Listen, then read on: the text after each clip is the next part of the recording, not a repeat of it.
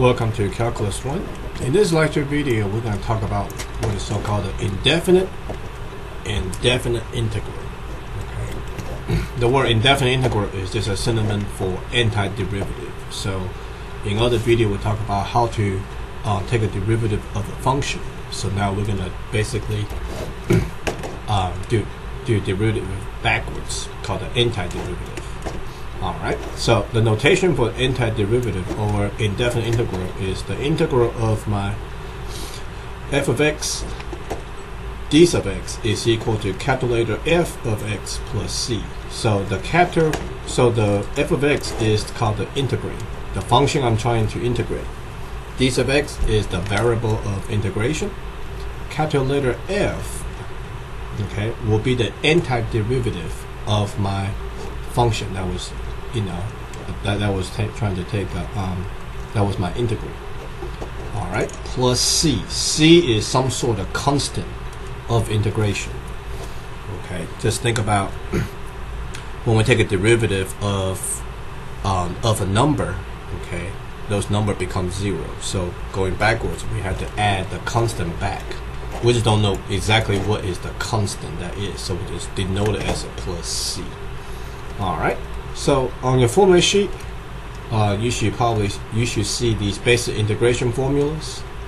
So if I ever need to take an integral of a 0, that will always be my constant c.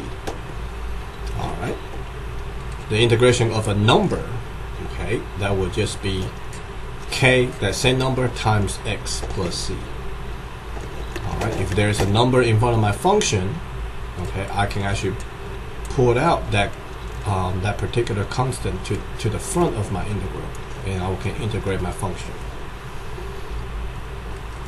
Alright, if I need to integrate two functions that's being added or subtracted, I can actually split them up into two separate integrations. Okay, number 5 is very important. Number 5 involving with anything that has a power on it, has an exponent on it. So the way how we do this is opposite of the power rule from the differentiation.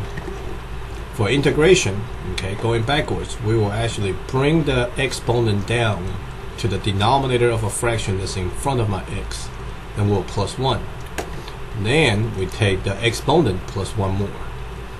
Okay, so exponent, bring it to the front, put it in the denominator, plus 1. Then the exponent plus 1 as well. The integral of e to the x power would still be e to the x plus some kind of constant. And this one's probably plus a constant 2 right here. Let me go ahead and write it down. Plus a constant c. Alright. Okay, a base to the x power. Okay, anything to the x power, d sub x will be 1 over natural log of a times a to the x again, plus the constant c. If I need to take an integral of 1 over x dx, okay, 1 over x will become a natural log of absolute value of x plus c. Alright, let's try some example, okay? And these guys are for the trigonometric functions. Okay, so once we run into it, we'll refer back again. Alright, so let's find some indefinite integral. For example, if I want to integrate 1 over x to the third, the first thing I need to do, okay, the first thing I will do is rewrite this as the integral of x to the negative 3 power d sub x. Okay, power rule for the exponent, I'm going to flip it back to the top and look at it as x to the negative 3 power. Alright, so let's integrate. Bring the exponent to the denominator and plus 1, and then my exponent plus 1 on top of the x plus c. So negative 3 plus 1 will be negative 2, so that's negative 1 over 2 times x to the negative 2 power plus c. And I can rewrite x to the negative 2 by flipping it back to the denominator. So that will give me negative 1 over 2x to the second power plus c. Okay, I can write it this way as well. Alright, find the integral of a square root of x. So first thing I would do is rewrite square root of x as integral of x to the half power d sub x. Alright, so this is x to the half power, so we will write it as 1 over, bring the exponent to the denominator, make sure we plus 1, then x to the half plus 1 plus c. And half plus 1 is 3 halves, so that's going to be x to the 3 half. Now if you check it, this is 1 half plus 1, which is 3 half. 1 divided by 3 half is the same as 1 times 2/3, which will actually give me 2/3. So my coefficient here in front of my x is 2/3. So this is going to be 2/3 times x to the 3 half plus c.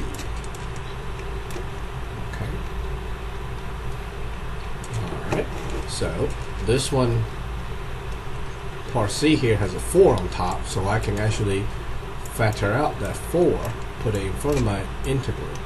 So 4 times the integral of 1 over x d sub x. And earlier I showed you 1 over x d sub x becomes the natural log of absolute value of x plus c. So the 4 times will stay in the front. So that's 4 times natural log of absolute value of x plus c. Alright, the integral of sine of x. For sine of x, let's look at here. It's right here. Sine of x is equal to negative cosine of x plus c. So for this problem, I can factor out that 3, so that will be 3 times negative cosine of x plus c. And I can put that negative sign to the front of with my 3. So that will be negative 3 times cosine of x plus c. Alright, so these 4 examples are very basic examples. So let's take a look at some of the more complicated functions. And what you will notice on the next 3 examples, these are polynomials. Okay, so if I need to take an integral of x plus 2, the idea is to go back and look at number 4. I can split them into 2 different integrals, and that's what I'm going to do here. So I'm going to go ahead and write it this way. So this is going to be the integral of x d sub x plus integral of 2 d sub x. Alright. So this is x to the first power. So we bring that exponent to the bottom plus 1. And my exponent plus 1 as well. Plus integral of a constant will just be 2x. Plus c. So my final answer here will be 1 over 2 x squared plus 2x plus c. Okay, so again, all these answers here are just the antiderivative. Okay, these are the antiderivative of the original f of x. Alright. Example B consists of 3 terms here, so I'm going to split them all up, and all of them has exponent. So let's see if we can do this without writing down too much. Alright, I'm going to take integral 3 separate times. So this 3, I'm going to say 3 times, put it in front of my integral for that term. The exponent 4, put it in the denominator, plus 1. And variable in the exponent, also plus 1 more power, minus 5 times the exponent 2, put it in the denominator, plus 1. And the exponent plus 1 more. Plus. Okay. The exponent is 1. So that will be 1 plus 1 more times x to the 1 plus 1 plus c. So this is going to be 5 down here. 3 times 1/5 is 3/5. So that will be 3/5 x to the 5th minus 2 plus 1 is 3. 5 times 1/3, 5/3 x to the 3rd power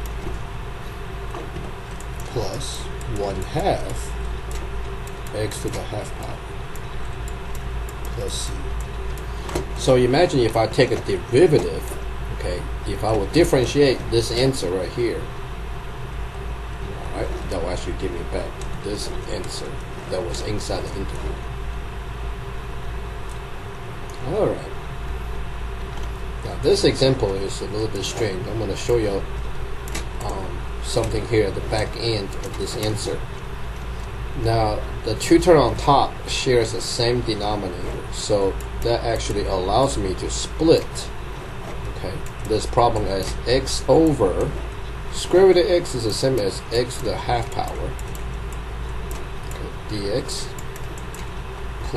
plus integral of 1 over square root of x is x to the 1/2 power, okay, dx integral in respect to x. So what I can do here is actually subtract the exponent. So 1 subtract 1/2, that will be x to the 1/2 dx plus, now this is x to the 1/2 power. If I will flip it to the top, that will be taking the integral of x to the negative 1/2 dx in respect to x. Alright, so check it out. Bring the exponent to the denominator and plus 1 over on top, and then add 1 to my exponent. Alright, plus 1 over, take my exponent negative 1/2, plus 1 down here in the denominator, and x to the negative 1/2 plus 1 dx.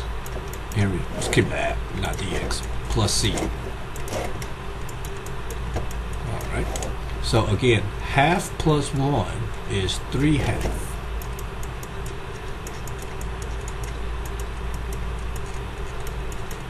So 1 on top divided by that 3/2 will become 2/3. X to the 1/2 plus 1 is 3/2. Plus negative 1/2 plus 1 is actually 1/2. And 1 divided by that 1/2, or 1 on top divided by this 1/2 will become a 2.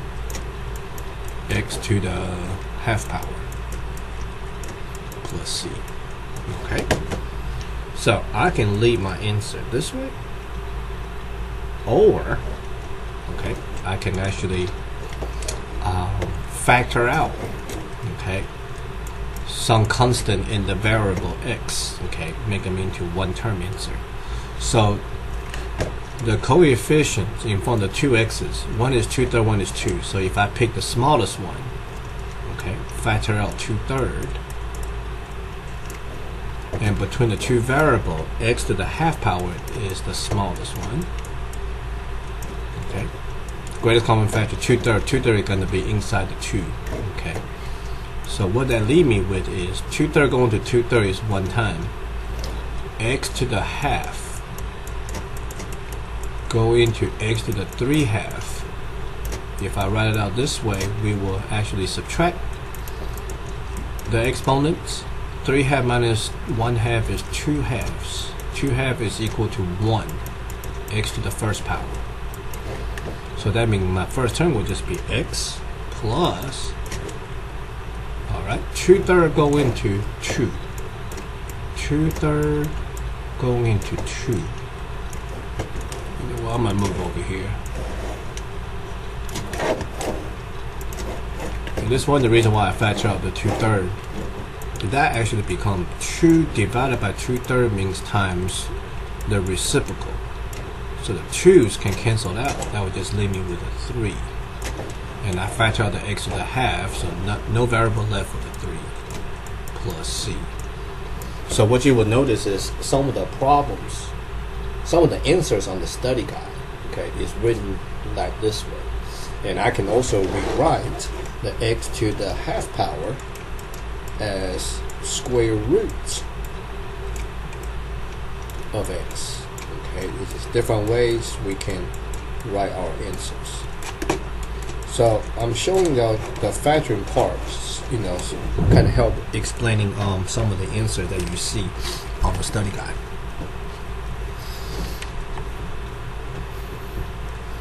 All right. How about we try 3 more basic ones? I had to square root of x down here. Okay, like this example. So if I have a constant up top, what they allow me to do is pull it out, factor it out, times the integral of 1 over square root of x. And the square root of x is x to the half power. And I can flip it back to the top, that becomes x to the negative half power dx. So that's going to be 2 times, move the exponent to the denominator, up front, plus 1, and my exponent negative half plus 1, and the answer plus some kind of constant. Alright, so negative half plus 1 is a half, and that half get divided by 1 becomes 2. So this whole answer becomes 2, and 2 times that 2 up front give me a 4. Alright, negative half plus 1 is positive half, so that will be 4x to the half power plus c. Okay.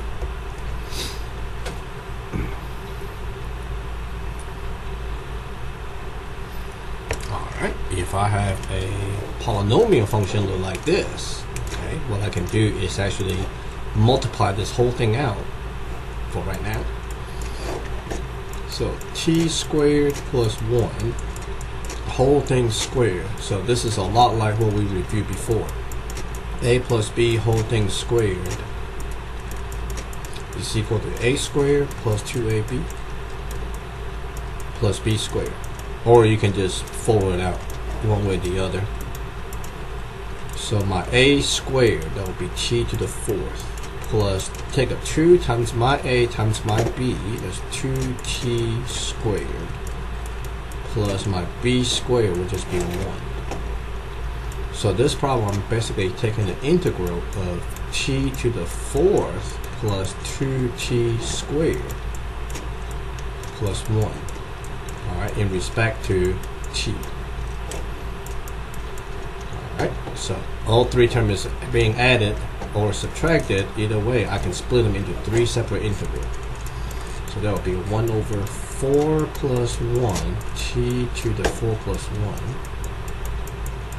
plus 2 times 1 over the exponent plus 1, t to the 2 plus 1,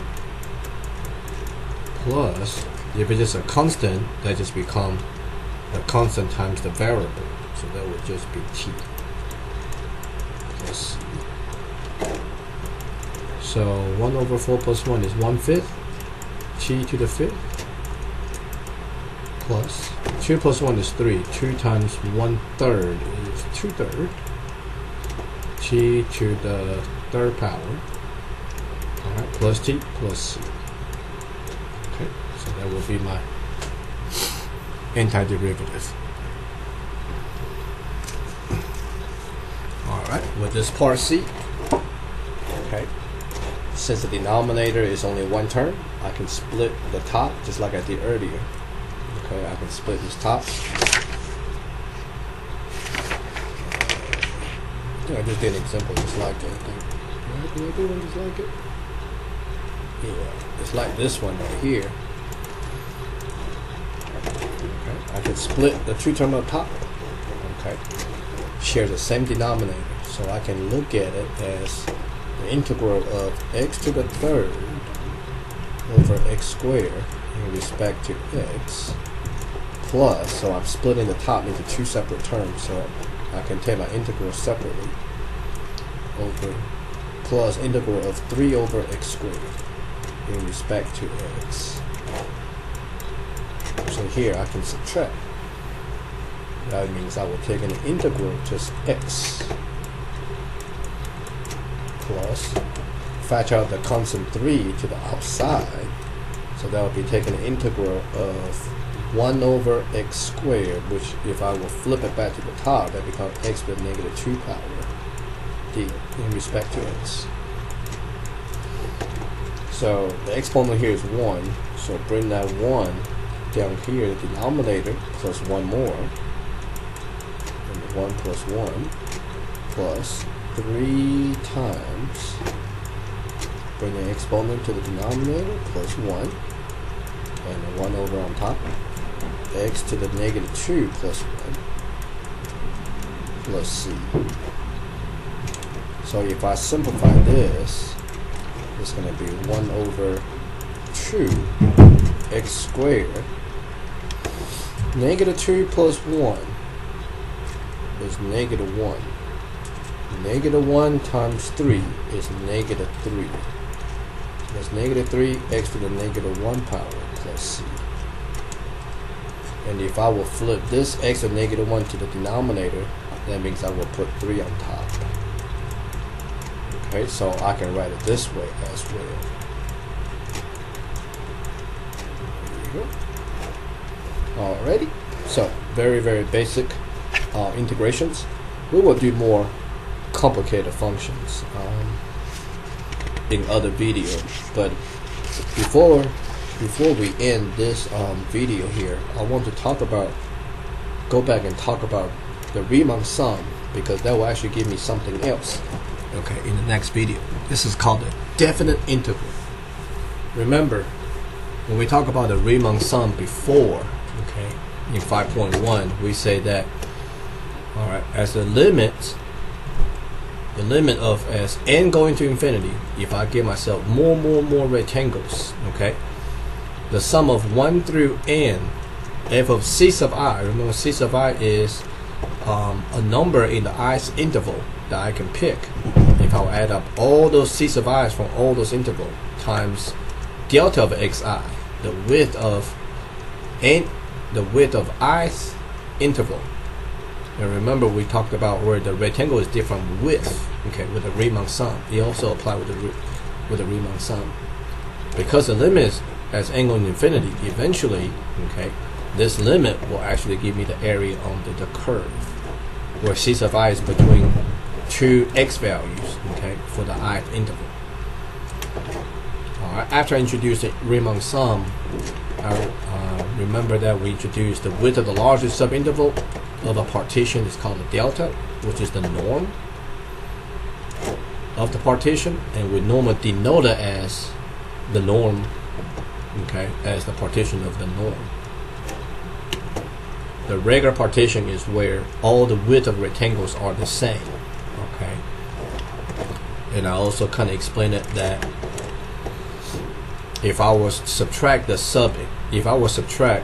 interval and divide it by the partition, okay, as my partition, okay, the width of my rectangles getting smaller and smaller, eventually that will imply that I'm actually creating more rectangle at the same time. Okay. And just think of it that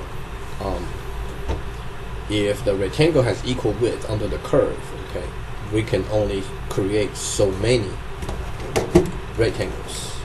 Okay. So if I make the width of the rectangle smaller and smaller at the same time, I'm actually creating more rectangle. So as the width is approaching to 0, okay, that means I'm actually increasing the number of rectangles. So eventually under any curve, you cannot even tell the width anymore. Okay, so where the c sub I is located, if I can add up all these c sub i's, okay, eventually that will give me the area under the curve. So, how does that relate to integral? It turns out, if my function f is defined on a closed interval from a to b, the limit of the Riemann sum over the partition, okay, epsilon delta, will be the limit as the partition approaching to 0, the norm partition going to 0, the sum of from 1 to n f of c sub I times the width exists. Then we say this function f is to be integrable on the interval, and the limit is denoted as equal to the integral of from a to b of the function in respect to x. Okay, and this limit right here is called the definite integral, where the a is the lower limit, the b is the upper limit. Okay, so the idea is to take an integral of my function, and we will evaluate, okay, we'll evaluate it at the lower limit and the upper limits.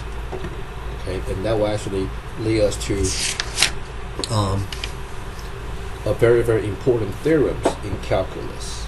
Alright, so we will stop it right here. Thank you for watching, and then we will pick up this in the next video.